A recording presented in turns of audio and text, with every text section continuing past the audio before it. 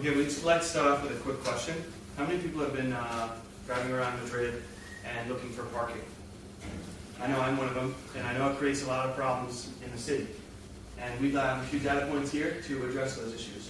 One is 2.9 million drivers in Madrid. Of those 2.9 million, 435,000 commute on a daily basis. And there's only 168,000 parking spots. And there may be private garages and private spots, but there's not enough to make up the gap. So we've outlined that there's a lot of issues for a city, for drivers, but there's also a lot of issues for the government. So in terms of the mobile landscape, there's 114% mobile penetration in Spain.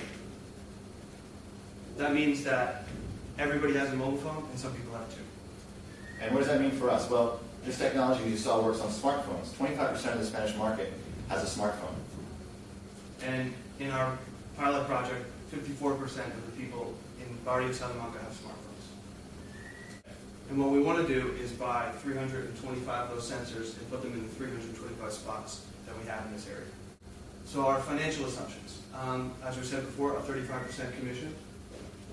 We're going to assume an increase of cost of 3% per year, pretty standard.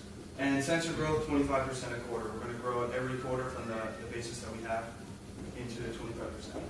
And we're going to get to a sort of a rate limit. We're only going to be able to install so many per year. And we'll actually see what that looks like in a minute. And that brings us to a total of 146,000 spots, which is about 85% of the total spots within Madrid. So as we said before, our pilot project's for 325 sensors in the first year. And then we're going to grow that over 10 years to 146,000. And in the first 3 years, we're going to have a net loss. But we're going to come back in the fourth year.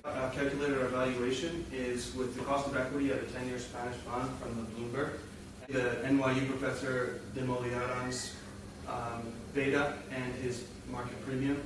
And our cost of debt is really low because we get the Import and Export Bank offers favorable rates when we're importing from or exporting from the United States. They're going to give us 80% of the debt at 4.79%, 4.8 on the slide, which keeps our WACC really low.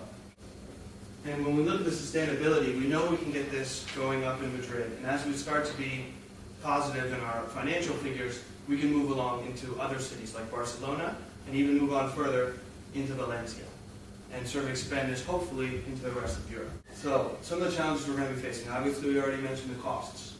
And also technology, there's a lot of technological changes going on. We want to make sure that we're up to date on the technology. We're open if a new technology came in the meantime that we could take care of.